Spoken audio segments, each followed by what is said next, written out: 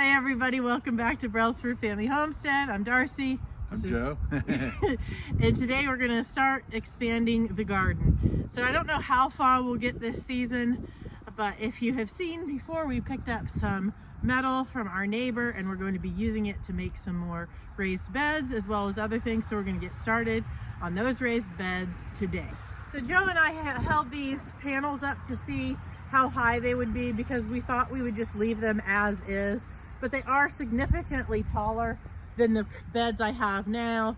Concerned if I put them in the front here, they may shade some things out. But even standing up, I'm a tall woman and they were like up to here on me, and I think that's going to be too tall for me reaching over into the back because I'm only going to be accessing these from one side. So we're going to get these cut down. We'll save the scraps. We may have to do something with them later.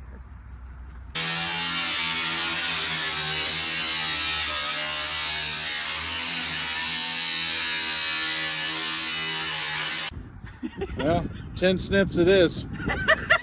This is about half the size it was. Or yeah, half the size it was. So what do you guys use when you're cutting tin? You've always used snips and decided to use this. Yeah, you can't be using a blade for one piece of metal. Yeah, I'm sure there's other specialty discs. Oh well. All right. Oh well. Good stuff.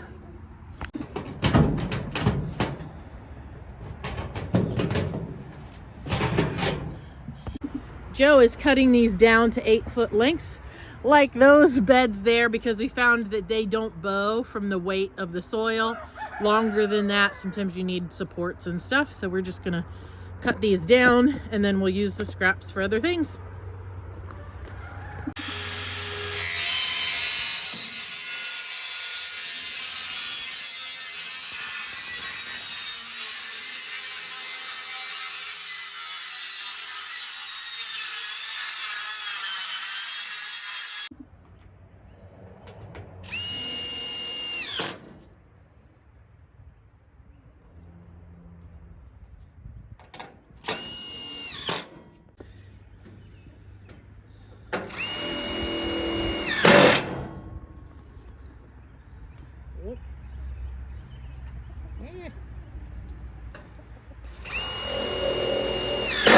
Okay, so this is for people that might not have ever used this Craig thing. I love it because it makes pocket holes to be able to drill straight into a board without having to angle screws into it and make it kind of look ugly. It makes it really nice.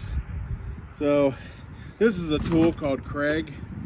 It based off of the width of your board and the makeup of your board. There's different settings. I'm not going to go through all that. There's different settings that you can set your pocket holes and how far they have to sit back to be able to cleanly go into the wood that you're screwing into. And then here's a special drill bit and there's a stopping nut that you have to set at the same setting you put on these things. So this is the actual pocket hole that it goes in. You screw it in just like this and it drills a hole into the wood to be set up to go into the wood you're drilling into. So I guess if you want to come a little closer, go. Okay. So how this works is, so I'm going to be drilling this board into this, and more over here, but I just wanted to show you how this is set up. So to get the pocket holes right, again, these are the settings that I have, the correct setting for a 2x4. I have to use a crimping tool to make sure that when I'm drilling the pocket holes, it's set or it doesn't shift on me. And this is a 2 pocket hole drill bit or a driller. So you just kind of center it the best you can inside the board or within the board. And then I like to just put it right in the middle and I kind of just crimp it down pretty good so it doesn't move. And then this bit, like I said, goes right into it. So you just kind of fit it in there, you drill it in. The other one.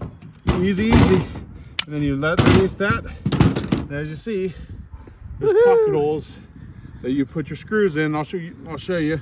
You put your screws in and they'll drill right into and make a nice tight connection. And it'll look nicer too. Yeah, absolutely. It does. Definitely does. All right. So I'm going to do this one real quick.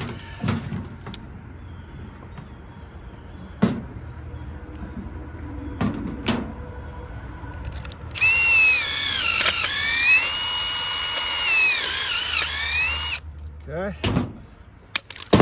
All right. Ta-da! So good. So now I'll come over here. We already made the marks to get it right in the center there. Of course, I probably should use the other side. Oh well, this is the uglier side, but we got it, just eyeballs. Yep. I'll do the same thing on the possible. ends of this too. Okay. So if you are not using, so Craig also, this company also gives you bolts to use, and unfortunately they have a specific tool that you use on them, and they only give you so many, and then you have to continuously buy the screws that you need under their company. But if you wanted to do your own DIY, you just buy a longer screw bit that has, I bought one at Lowe's, the DeWalt one. Doesn't have to be DeWalt. It just has bits on each side. It's a little bit longer. It matches this guy, and because you can't use a short drill bit like this, because your drill won't be able to, you'll be hitting the head of your drill too far to get it the screw all the way in. So having a long drill bit like this will work just like, all right, I'm going to show you.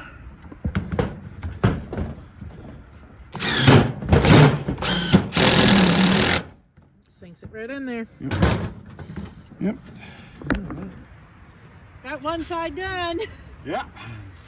We weren't really planning on doing a how-to video on one of these, but we'll show you once we get it all put together. We are going to call it quits for today because it's cold. We have chores and dinner and all that, so really excited to expand the garden this year.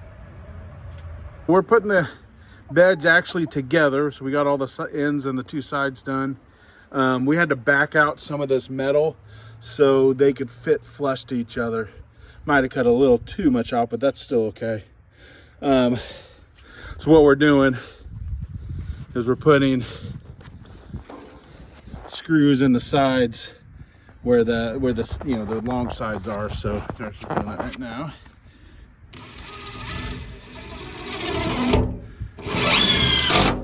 Good. All right. And then we already got that end done. And then we'll just do, now she's just putting two in.